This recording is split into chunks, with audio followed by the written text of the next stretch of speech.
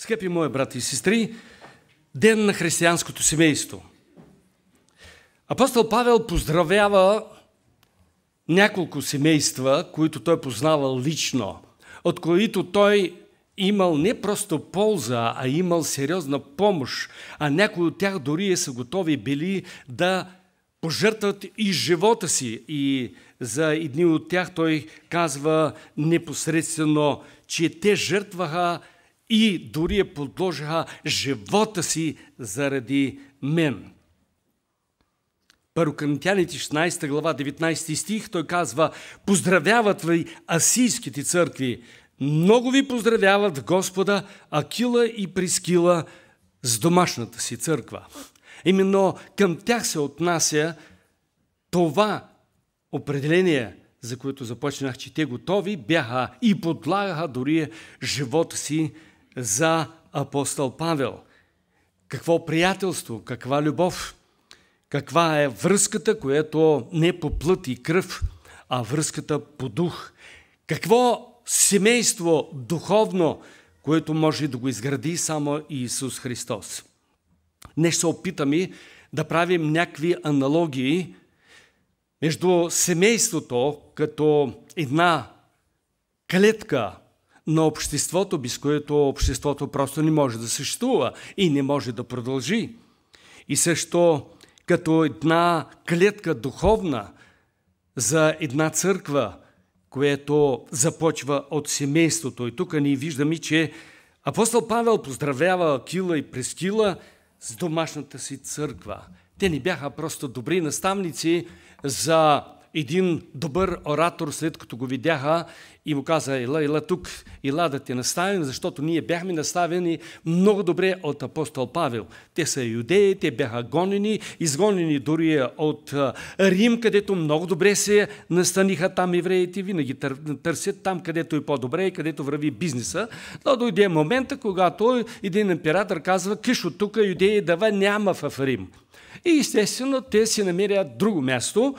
И по този начин Господ така ги обедини, ги свърза и вместо бизнеса да правят много добър бизнес, те намериха най-добрият не бизнес, а най-голямото богатство, не дългата пара, а намериха вечния живот, който е по-дълъг от всичко това, което ние можем да си представим с някакви наши измерения. И така те се с приятелства придобиха едно благословение чрез това вече семейство и по-нататък ние виждаме, те имат домашна църква, те са мисионери, те не се представяха живота без домашна църква. Тук не става въпрос само за домачадието, ни в къв случай. Домашна църква, това означава, че събирали от всякъде приятели, които те познават по линия на бизнес, а те продължават това да го правят. Те събира от всякъде, с когото те запознава, и елате да пием заедно кафе или чай. И общуваха, изучава Словото и по този начин предаваха Христовото учение на тези, които идва в техния дом. Ето е, що е християнско семейство. Той не пропуска да говори и за други, въпреки че Свещеното писание много малко описва за християнско семейство или за семейства, които бихме могли ние да почерпим доста много така характеристики, бих казал. Но пък той дава много добре наставления, които са достатъчни, като бих казал събирателен образ за едно семейство, какво трябва да бъде, и нямаше нужда да разписва, да описва в детайли, защото вече за всички християнски семейства през всички векове на небесата се пише и има записи, а може би ние ще ги разглеждаме, защото цялата вечност няма да ни е скучно. Днес бях учуден, че дори в голямо семейство, където са 6 деца, детето може да му е скучно. И аз го видях на балкона. Викам: какво правиш тук? Раницата е рядом. Какво правиш тук? Скучно ми е. И викам: бре, скучно ти е. Ще ти кажа, защо ти е скучно. Защото не си избрал правилното място. И той ми гледа. Фана го, дигна от балкона, викам: виж там отпред колко седят такива като тебе. Там няма да ти е скучно. И той дойде, се спусна, дори стихотворение разказва. Скъпи брати и сестри, може би някой присъства тук в църквата и му е скучно. Докато седим настрани и само наблюдаваме и гледаме, винаги ще ни е скучно. Докато ще бъдем пасивни, винаги ще ни бъде скучно. Дори в най-голямата църква. Там, където и театрални постановки ще бъдат на най-високо ниво. Пак ще ни е скучно. И само тогава ни е скучно, когато имаме домашна църква. Това означава труд. Това означава работа. Това означава грижа. Питайте някой многодетна майка как скучае само. Попитайте майката на това дете, което му беше скучно. Ще видите колко е скучно на нея. Но вече ме разбрахте. И така, аналогията вече започна. Така апостол Павел не пропуска и едно друго семейство и него да спомене, Колосяни 4 глава 15 стих. Поздравете братята в Лаодикия, също и Нимфана и домашната му църква. Колко знаем за Нимфана? Нищо. За Ивана много знаем, за съжаление. Но за Нимфана нищо не знаем. Обаче, на базата на това, което днес имаме ние да прочетем, ние ще разпознаем и Нимфана, и Прискила, ние ще разпознаем и домът на Филимона, защото и той имаше домашна църква, което пък последствие не само домочадия, не само знатни хора, богати посещава, но дори си прибра и своят роб, който избяга, а след това го прие като брат в Господа. Знаете и тази история. Затова апостол Павел поздравява и него, Филимона, и домашната му църква. Това е от голямо значение ние да разберем действително структурата на Божието тяло Христово, от кое се състои и как то функционира. И така, ден на християнското семейство, ще го заглавим, празник или отговорност. Какво ще направим? Празник? Ами ние всички са семейни.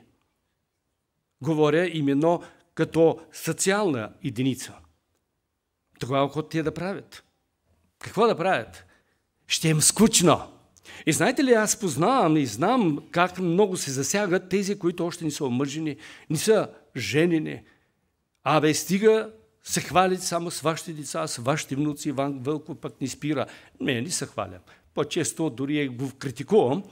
Но въпросът ни стои в това, кой какво представлява, какъв статус заема положение. Въпросът не е в това имам или нямам семейство. Въпросът на колко ние сме прозрели в този статус, който сме призовани, което казва апостол Павел. Той конкретно е: призован ли си да си семейен? Оставай семейен. Призован ли си да оставаш сам? Оставай или сама. Но това ни в къв случай не е подтик, няма да се жене, няма да се омъжвам. Бих казал по-скоро отново, нека това да бъде отправна точка, ние за да разберем най-важното, че християнското семейство, особено християнско семейство, това е отговорност повече, отколкото празнуване. И знаете защо? Защото дори е веднъж годината да има ден на християнско семейство, те пак не празнуват. Нямат време. Те трябва да готвят децата да бъдат не само облечени, не само нахранени, но и дори да излязат да разкажат нещо. И отново ангажименти, отново грижи, отново притеснение, ще успее, няма да успее. Пренаблюдавайте някога, когато децата са тук отпред, какво правят майките. Аз не ги виждам там, аз ги виждам вече отпред. И суфлират. Сега да не му се изложи детето. Нали така? Ама че празник. Отпуснаме се и празнуваме. Не. Голяма отговорност. Нали така? Така е. Ето се усмихват най-много от тези, които го преживяват и го наистина носят като немалък товар. Преди да разгледаме тези важни точки за отговорност, ще си позволя ние да направим нещо, което за някой ще бъде скучно и ще каже: ама колко пъти вече съм го чул това? Колко пъти при всеки брак това постоянно се чете? Тези текстове постоянно се напомнят. Днес ще измиясни малко, бих казал, акцента и ще се опитаме да правим нещо, което само след прочит на тези текстови, които ще ни напомнят, особено на семейните, за отговорността, която носим, и да си сверим часовника. Мъжете, жените. Жалко, че тук дядовци и баби няма, но аз съм приготвил и за тях място. Ще го намерим не извън контекста, но ще го намерим в текста, библейския текст, къде е тяхното място също. И отговорността особено. А сега нека прочетем първо послание на Петър, 3 глава, от 1 до 9 стих. Тъй също и вие, жените, бъдете покорни на мъжете си. Ама че празник. Честито ви, сестри. Какво хубаво лаленци само. Бъдете покорни. Розичка. Как ще ми гледат сега само? Ако някой от тях не се покоряват на Словото чрез поведението на своите си жени да бъдат спечелени без увещаване, като видят вашият чист, богобоизлив живот. Няма да дам интерпретации много, защото ще трябва точно беседа и семинар да изнесем, но времето е ограничено. Вашето украшение да бъде не външно, сиреч плетено на коси, кичени с злато или обличени в премени, а вътрешно скрития човек на сърцето в нетленна красота на кроткия и тих дух.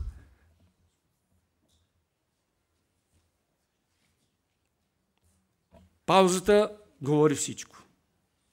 Да продължим, да не бъде намразен. Което е драгоценно пред Бога. Ако знаете колко е драгоценно за мъжа, а и за църквата, и за служителите.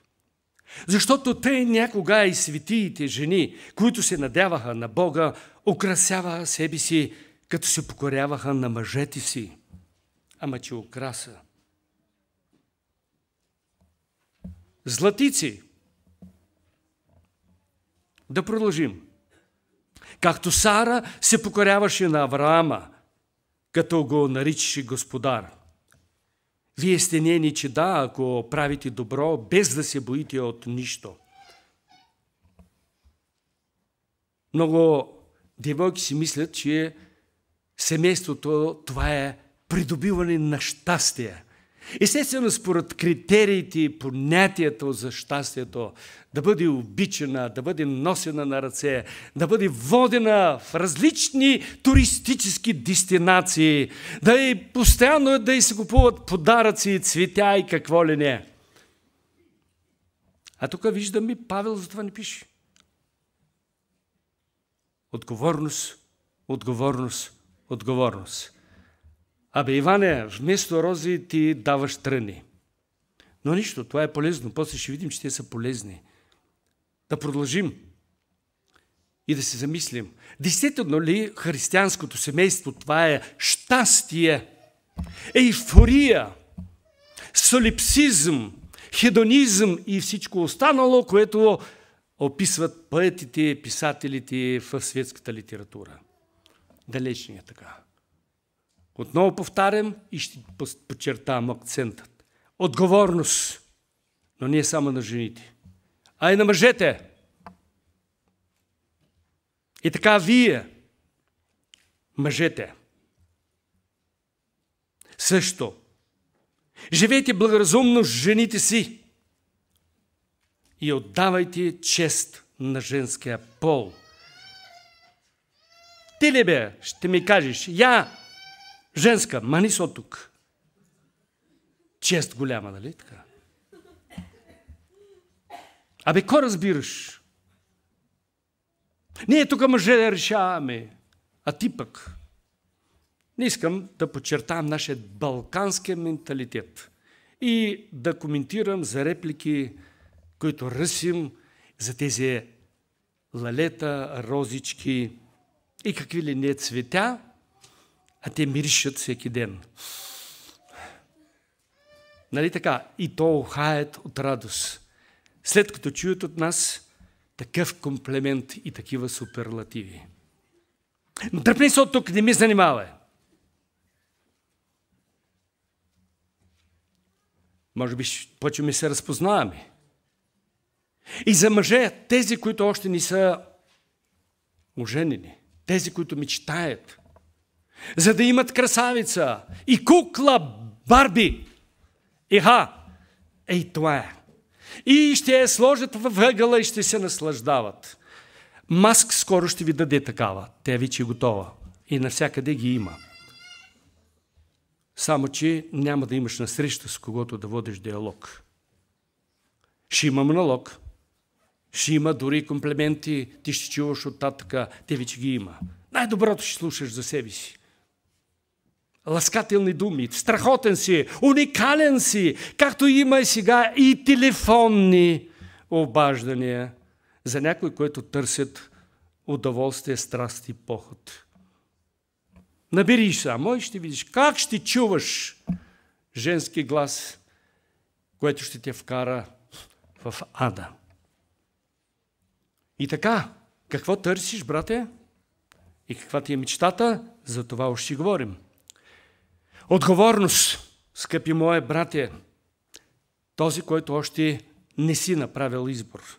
А този, който вече си направил още двойна и тройно по-голяма отговорност за твоето отношение към женския пол, който е по-слаб, съд и като сънаследници на благодатния живот, който ти носиш отговорност да го изградиш. Не жена ти, а ти тук отговорност, за да нямате спънка в молитвите си. Най-сетне бъдете всички единомислени, състрадателни, братолюбиви, милосердни, дружелюбни, смирно мъдри. Не връщайте зло за зло или хула за хула, а наопаки благославяйте, като знаете, че към това сте призвани и да наследите благословение.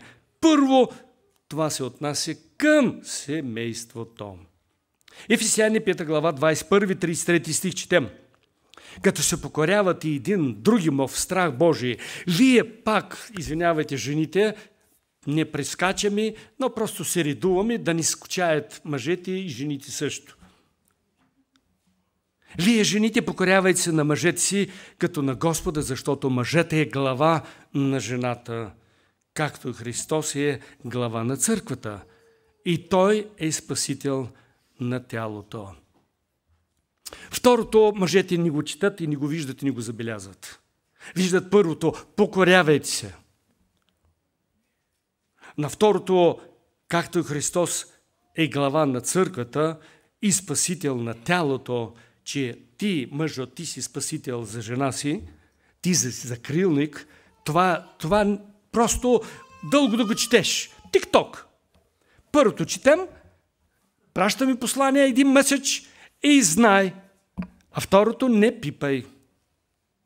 Аз се оправя. Но както църквата се покорява на Христа, така и жените да се покоряват на мъжете си във всичко. Честито. А това цвети, как го кажем? А това е букет. Разнообразен. Защото казано във всичко. Сестри, ако имате водичка, може да си преглътнете. На мен не са дали. Той вече преглътна.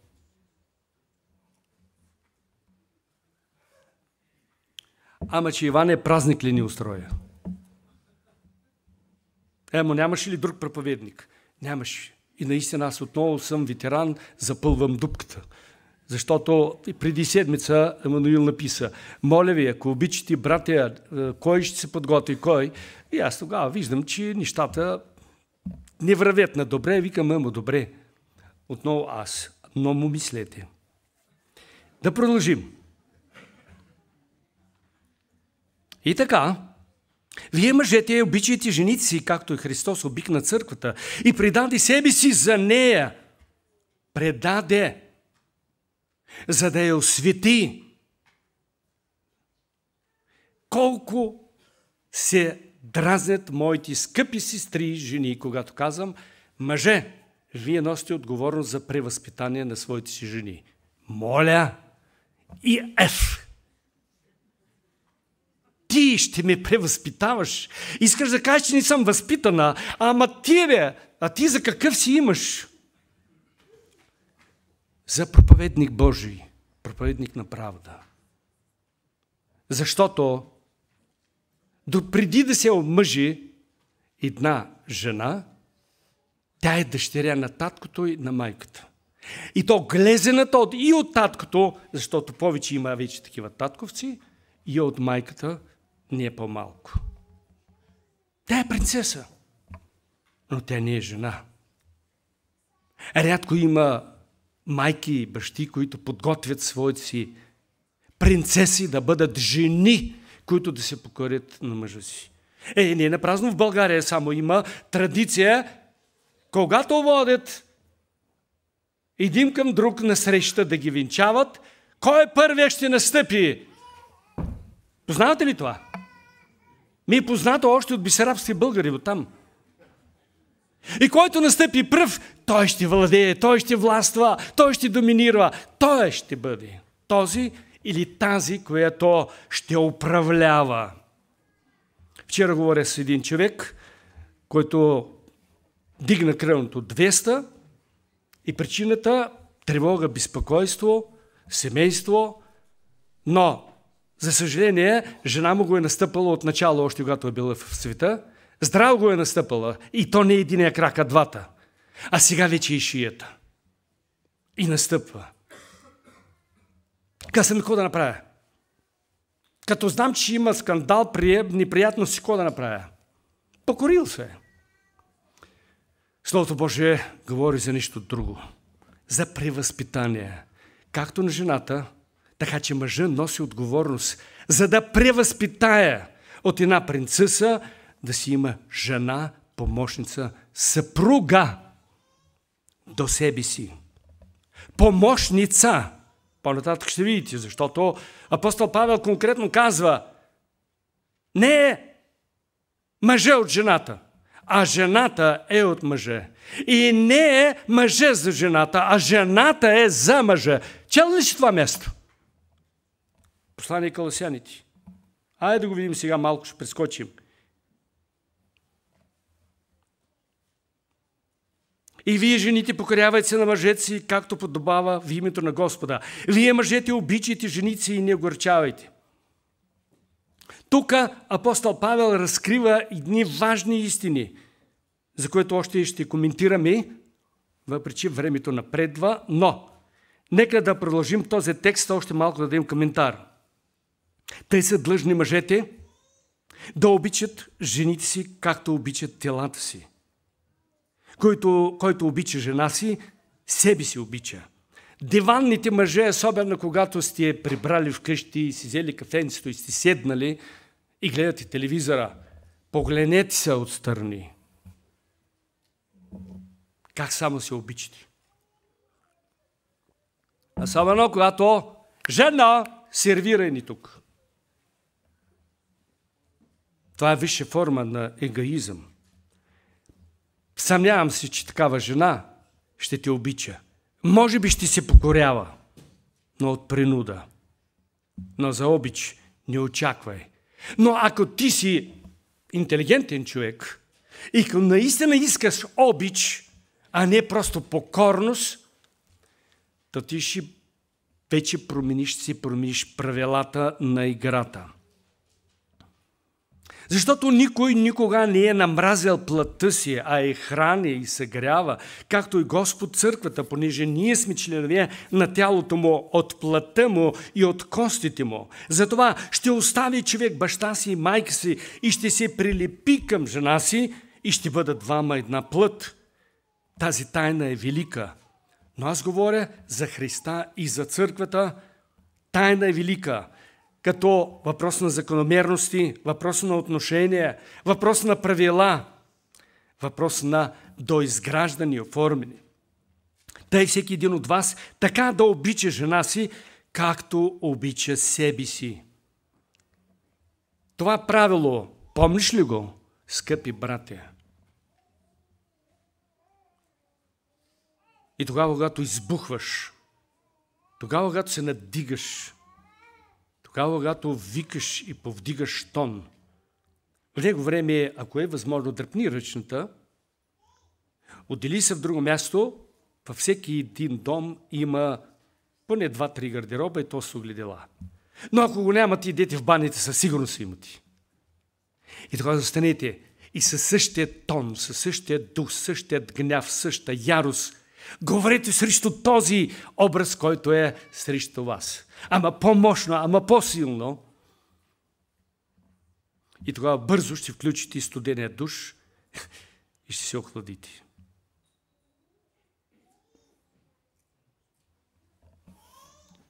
Като себе си. Кога си викал срещу себе си?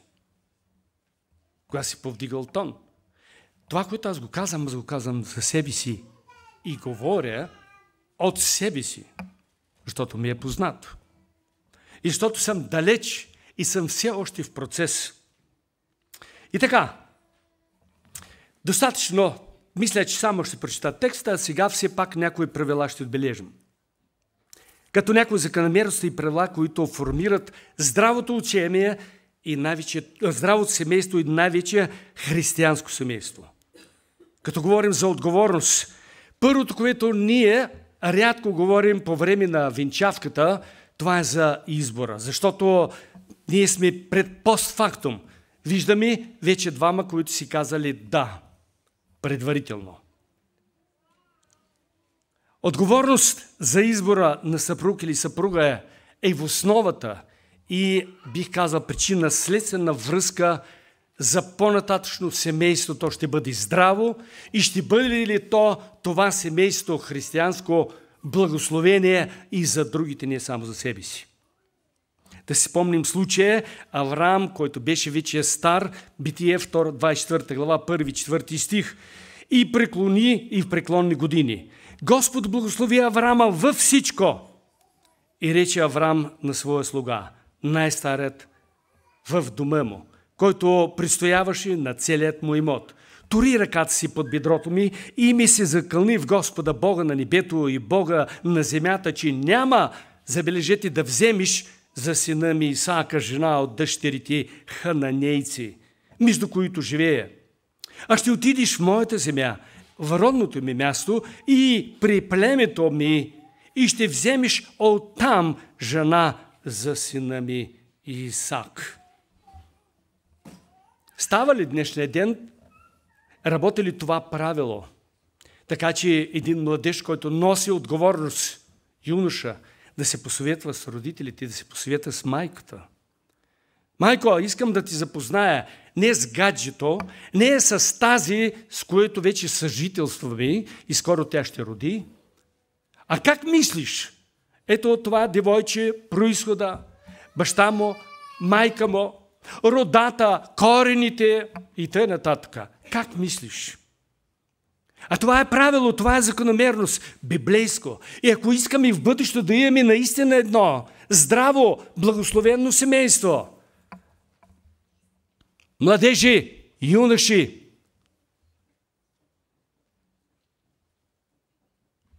моля ви, съветвайте се, допитвайте се. Това не означава, че трябва да слушаш всички, но се вслушвай, анализирай и накрая опитай се да чуеш Божият глас. Небесният ти баща, той със сигурност ще насочи на най-доброто и това, което е твое и което е родно, за което още ще коментираме. Яков изпратен от майка си и баща си отново къде? Там. Защо? Защото това, което избра Исав, първородният, създаде семейство. Ние четем в Битие 26 глава 34-35 стих. Исав беше на 40 години, когато се ожени за Иходита, дъщеря на хитееца Биера, и за Васемата, дъщеря на хитееца Елона. И те станаха горчило за Исака и Ревека. Ако мислите само за бащата и за майката, не. И за него също. След време, когато той видя, че Яков отиде все пак от родата да си вземе от соев род, от род на соя. Така обичам ние българи да кажем. Какво прави? Реши той да иди, да вземе пак още една жена, вече какво? Ами от Измаиловите. Все пак малко да се сродним, все пак от някой, може би, тая ще удовлетвори запросите и очакването на свекървата и свекъра. Но да оставим тези настрани. Забележете, въпрос на избора е голяма отговорност. И тук родителите трябва да си свършат своята работа. Не да се налагат, но горещо да се молят. И да препоръчват. Да препоръчват. В детайли няма да изпадам, но това е голяма отговорност. Отново казвам, не само да го дигнеш, да го възпитаеш, да го изгледаш, да му дадеш образование, да му дадеш къща, апартамент, да му купиш кола, образование. Не. Това няма да го направи щастлив. Обратно ще му е скучно, както на Адам. Защото Бог видя, че Адам има всичко, но му е скучно. Така че най-големият подарък, най-голямото наследство, което вие можете да помогнете и той да придобие, това е бъдеща съпруга. Това е християнското семейство. Отговорност на родителите.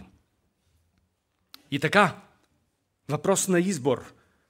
Това е въпрос на голяма отговорност. В християнското семейство, както и, понеже християнското семейство има начало от юдаизма, както и вярата християнската. И затова ние взехме тези именно важни му такива истории, сюжети, как се формира едно семейство, сполучливо ли, не сполучливо. И така като извод по тази точка, християнското семейство няма вариант А, т.е. няма вариант Б, а има само вариант А. Т.е. когато ти избираш веднъж и завинаги, както и по време на венчаква казваме, докле те дават обрек, смъртта не раздели. При Исав имаше вариант Б.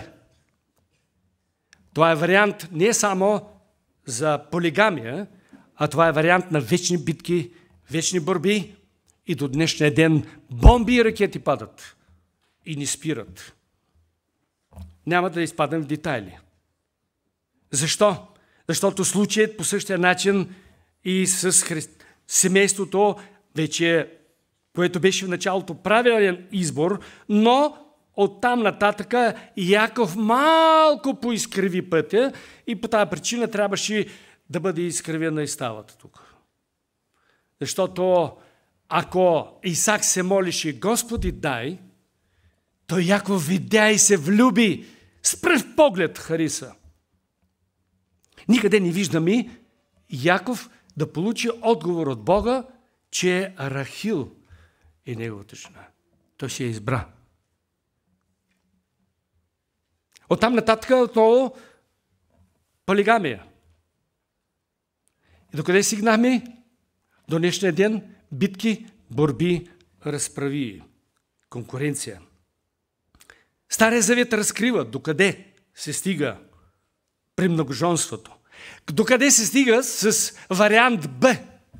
В съвременния свят трябва да го кажем. Вариант Б, това е развод.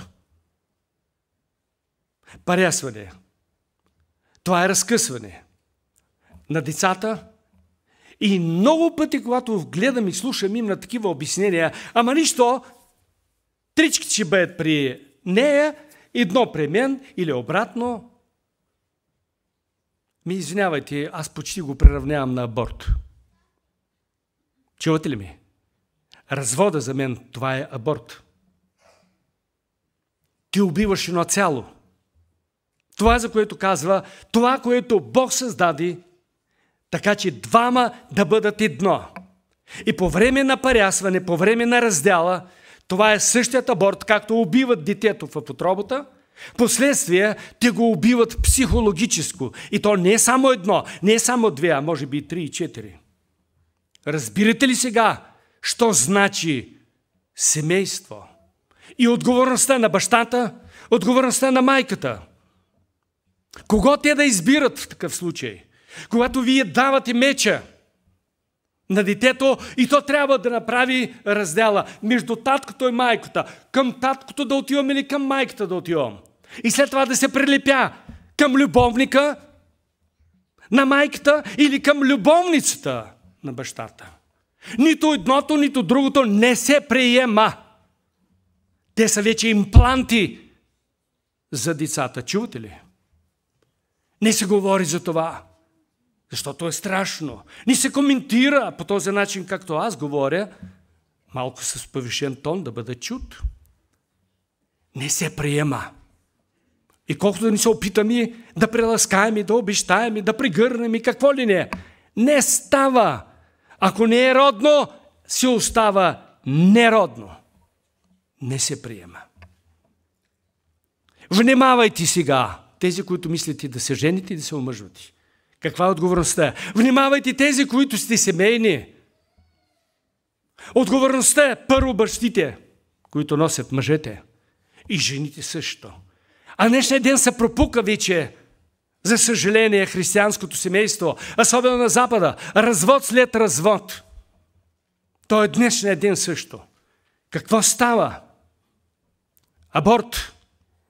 Абортират вече живи, здрави, силни деца, физически, но психически те ги унищожават. Унищожават ги. Някой могат да не се съгласи.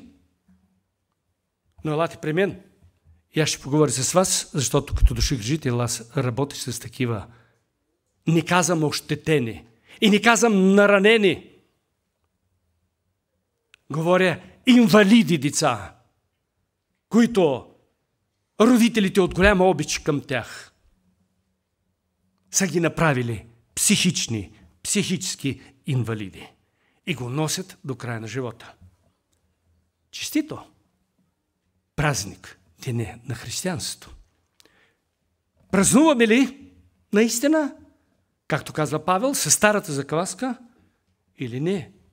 Празнуваме с Божите закономерности и закони.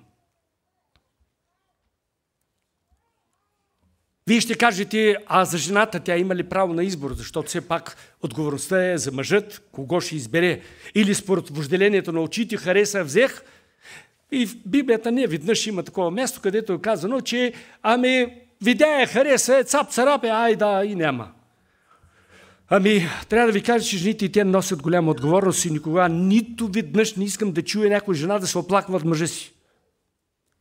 Защото вие също имате право на избор. Както Адам и Ева, както и Ева имаше право на избор. Да отвърли предложение или да се съгласи. В какво състои този избор? Когато той идва с цветя, когато той идва с Мерцедеса и с Лексуса, когато идва на кичен и когато го виждаш, това е принца на белият кон, задай си въпрос, Господи, а той от Тебе ли е? Пратен. Какво да му отговоря? И тук има един код, който Бог заложил още изначало по време на творението на човек. Един код, който не може да го разби днешния ден нито един хакер, нито един не може да го щупи, нито един не може да навлезе в човешката воля. Има един код, който постоянно го употребяваме. И то само с две думички, няма значение на какъв език, на английски или на български. Този код се казва да или не. Дори чипизирането на мъск няма да може да щупи вашето съзнание, да промени вашата воля, да щупи в този код. Чувате ли? Не се страхувайте.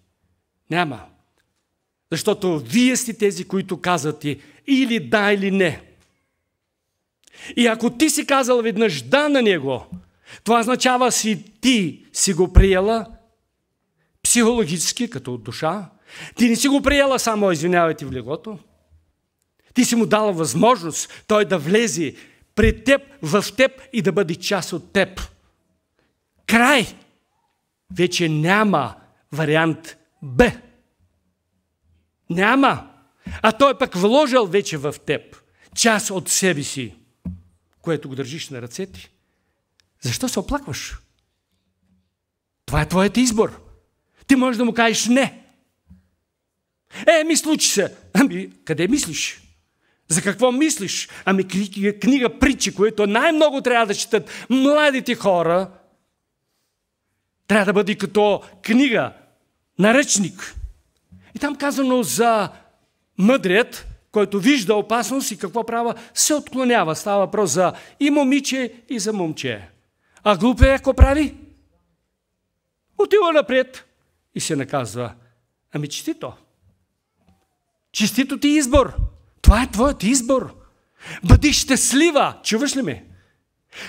Най-щастлива от щастливите, защото на тебе ти беше дадено правото да избереш. И ти избра най-доброто за тебе. И не бързай да казваш само едно. По-добре нещо, отколкото нищо. В християнското семейство вече няма място на по-добро, по-малкото зло от по-голямото зло.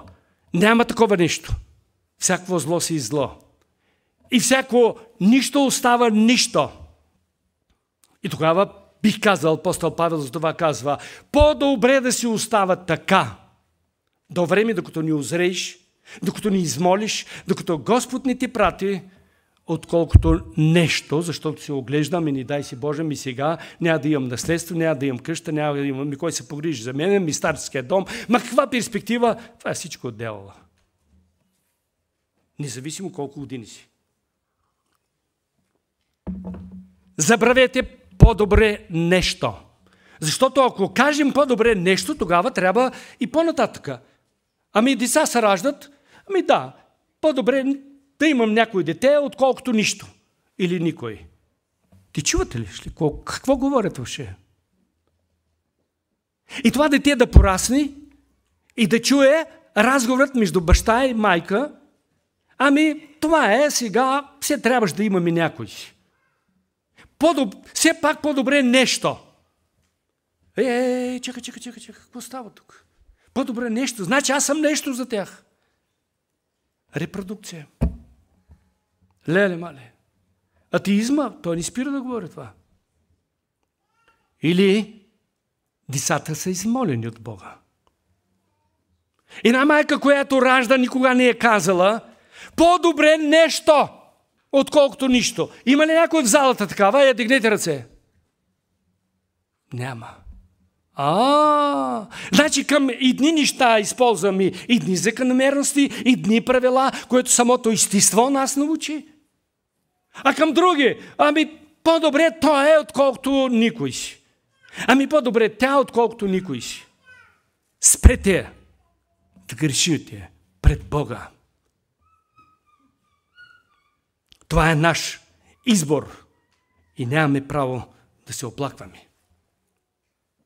И така, кодът, който Бог е вложил, да или не, ти имаш право на избор. Да кажеш или да или не. Някой ще каже, да, в случай на изнасилване, тъкмо за това и казах в книга Притчи.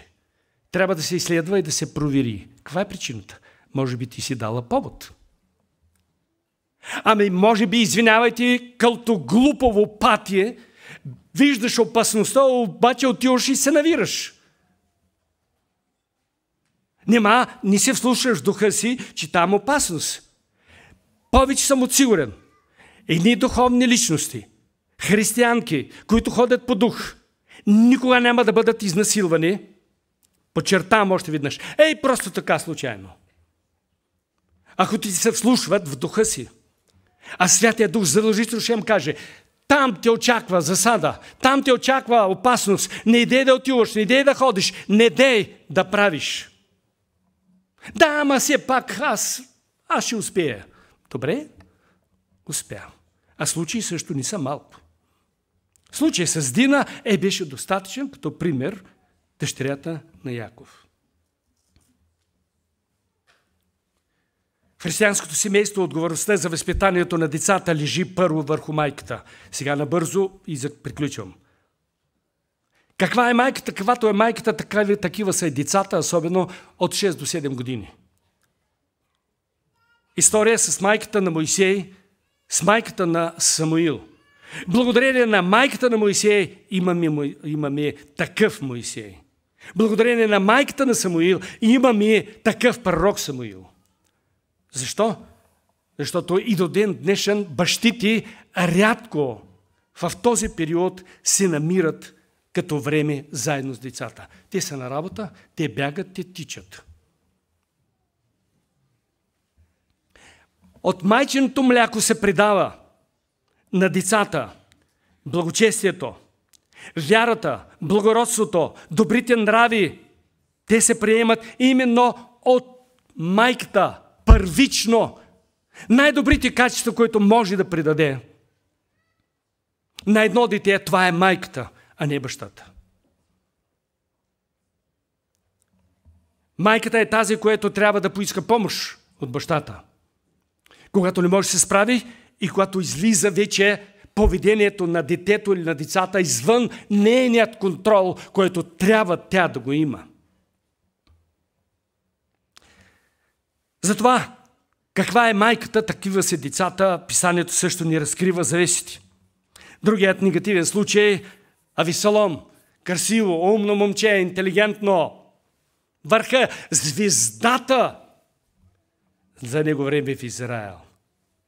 Какво стана? С какво завърши? Къде е проблемът? В майката. И в дядото също. Талмай, между другото се каза. Къде е? Чакай, къде е? Ами дайте да видим какво говори свещеното писание за Авесалом. Син на Мааха, дъщеря на Талмая, Гесурския цар. Здравейте! Кой е той? От Сирия. Кой е той? Едно племе, когато Израилевият народ не го изгони и не го натири. Оттам дойде се промъкнат, стигна чак къде? В царския двор. При Давид.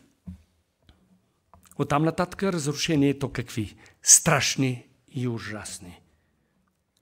Майката Мааха си свърши работа. Дъщерята на Гесурския цар Талмая, езичника. Хранеше Авесалом с комплименти, с суперлативи. Хранеше го с мляко майчино и му шепкаше: ти си най царевият син и ти трябва да царуваш. Мисля, че излишно повече да коментирам. Крайна сметка докъде се стигна? Ужас, страх, погибел. Мъже, бъдещи мъже, гледайте какви жени си избирате. И често пъти чувам: а може ли момче или момиче да се омъжи и да се избере бъдещ съпруг, съпруга от света? Ето ти е отговора. В началото ще бъде всичко добре. Дори ще ви порасне детето. Ще бъде най-красиво, най-умно, най-способно. Но това още не е всичко. Има още континуум, продължение, както го виждаме ни тук. Отговорността на бащата лежи върху доизгражданите първо на синовете, а след това и дъщерите. И майката е тази, която носи отговорност на време. Не да докладва, а да казва на бащата: чувай, имаме проблеми, тук трябва да се намесиш. С този син, с тази дъщеря имам нужда от помощ. Последствие вече, когато ще придобият критично мислене, бащите вече трябва да викат на кавьор и каза: ела тук, ела си поговорим. Да. Вика ли ти бащата на кавьор? Не, лошо. Аз ще поговоря, аз го извикам тогава на кавьор.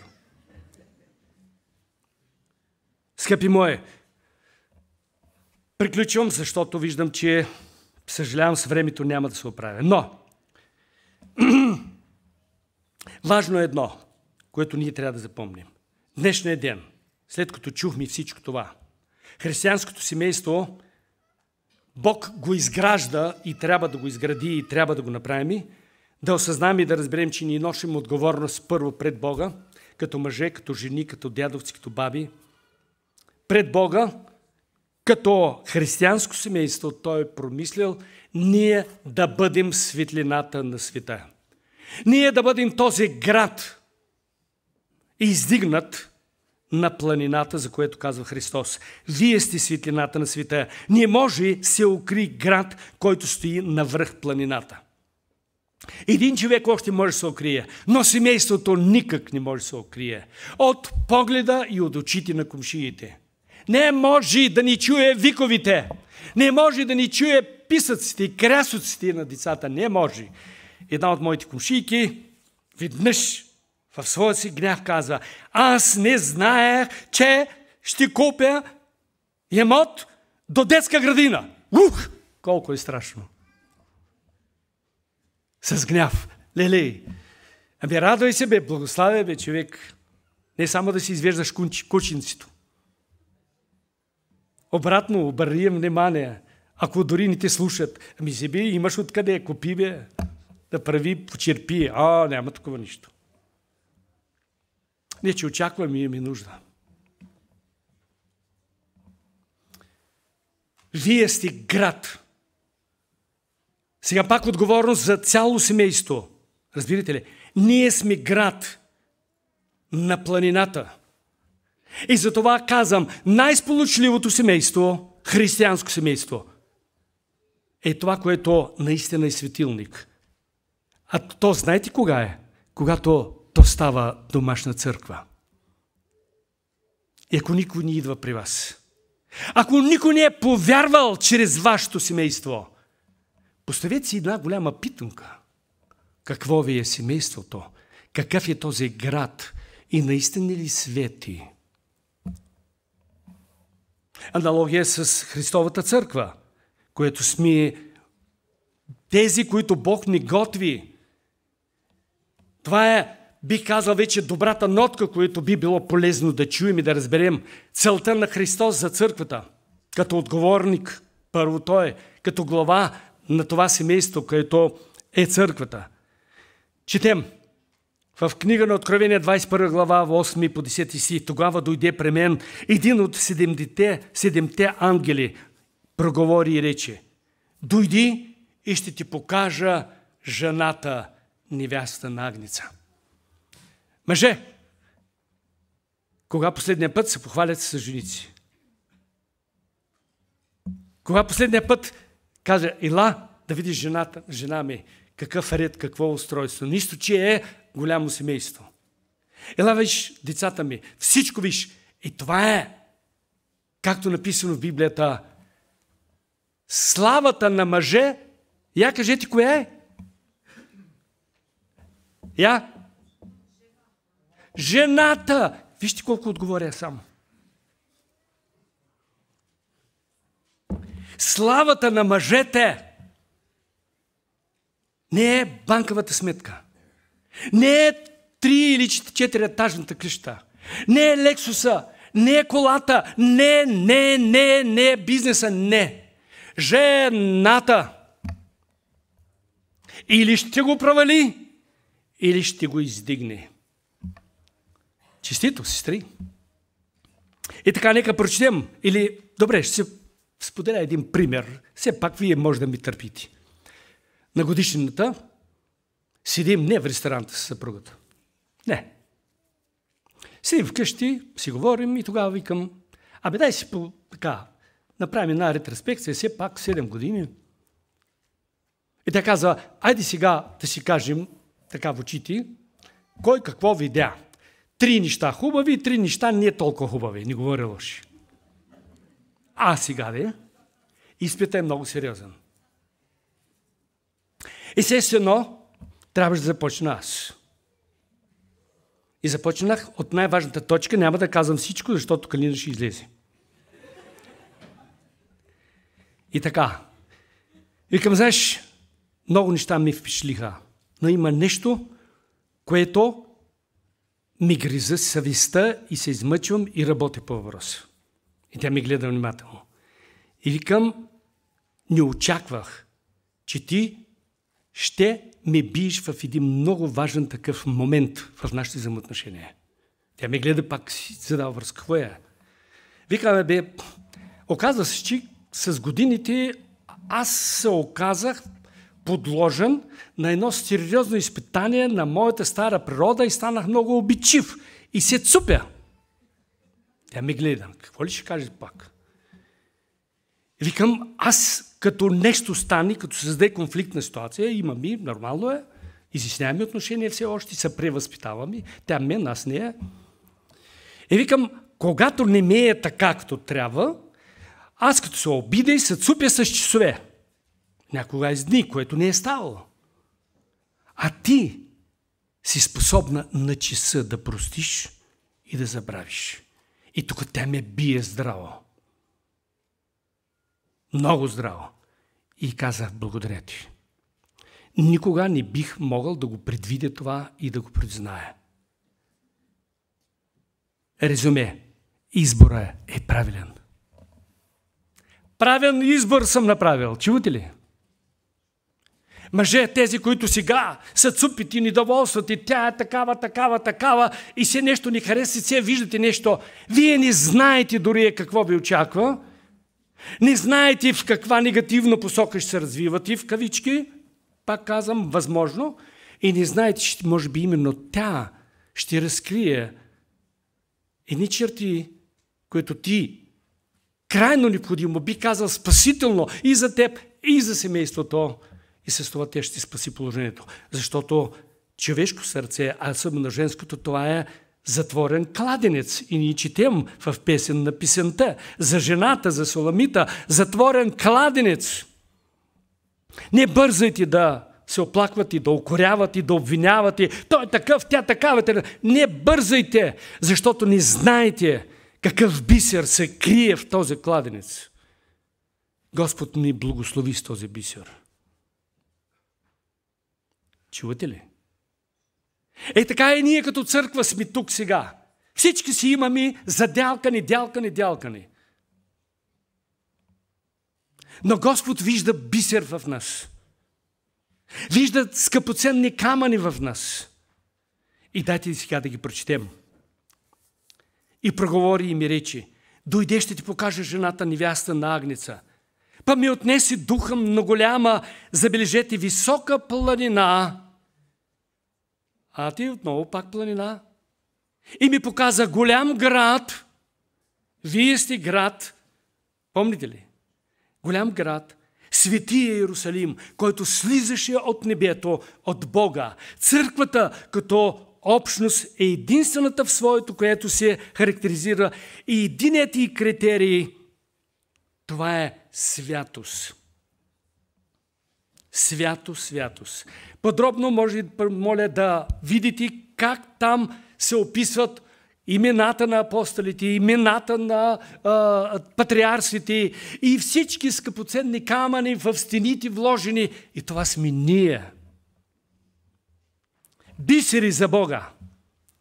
Тези, които ние не харесаме, аз не харесвам сестра Искра, защото тя е много директна.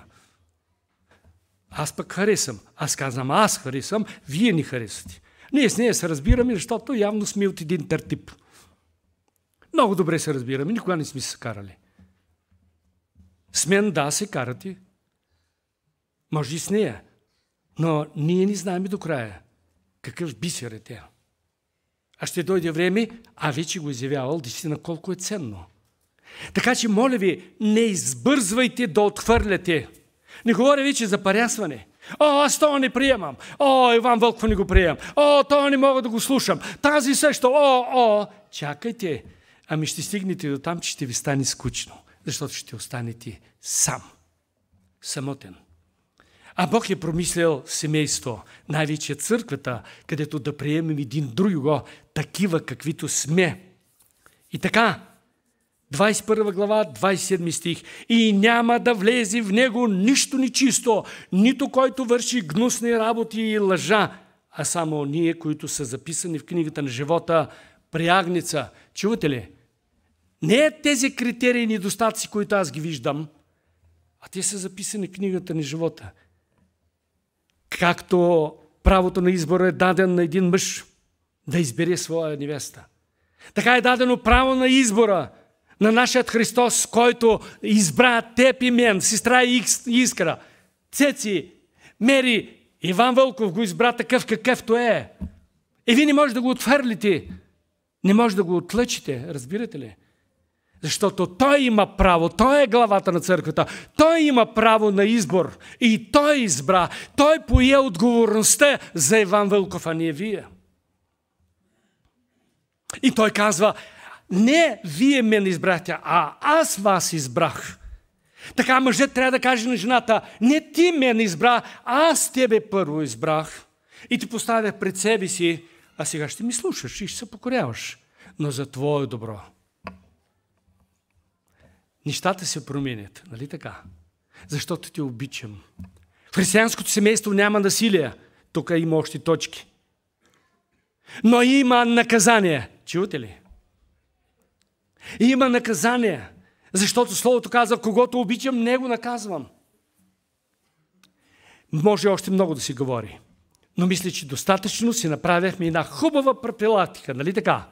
Крайна сметка излезе пак беседа. Свирихме си часовниците, като мъже, като жени. Видяхме, че и Иван Вълков има недостатъци и той трябва да работи, защото едно си е дело, че Калинаш го търпи, явно до края на живота, но Христос няма го търпи и надцупен на небето няма да го вземе. И това вече е моя отговорност. Чувате ли? И само чрез разпятие. Повярвайте, работя по въпроса. Но не се получава толкова лесно. Тук е казано още посланника Ласяните, родители не дразнете, бащи не дразнете децата си. Ами аз съм един от тези, които съм доста способен. Да, в свое възпитание, свое си строго с още, аз ги дразня. И още как? И ги предизвиквам. И с това не се фаля. Защото съм субективен, защото съм човек. Но те пък ме обичат и ме търпят. И продължават това да го правят. И не са отказали от мен. Завършвам. И имаш право на избор за жена. И имаш право на избор за мъж. Нямаш право за избор на дете. И не можеш да кажеш по-добре нещо, отколкото нищо. Чуваш ли ми? Имаш право на много неща да избираш. Но нямаш право да избираш родител. Родител не се избира.